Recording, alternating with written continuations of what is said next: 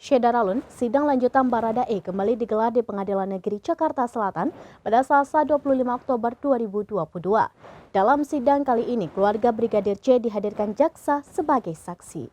Berikut informasi selengkapnya.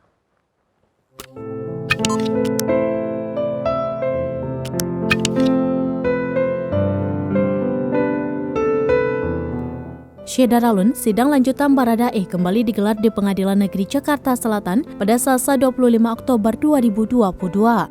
Dalam sidang kali ini, keluarga Brigadir J dihadirkan jaksa sebagai saksi. Saat kedua orang tua Brigadir J memasuki ruangan sidang, Baradae yang sedang tertunduk langsung menghampiri Samuel Huta Barat dan Rosti Simanjuntak.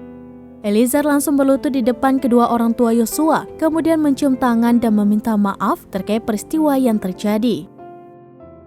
Setelah itu, Baradae kembali duduk di sebelah kuasa hukumnya, Roni Talapesi. Terlihat Baradae menahan tangis sambil sesekali melihat ke atas. Dalam sidang lanjutan ini, 12 saksi dihadirkan termasuk kekasih Brigadir J, Vera Simanjuntak.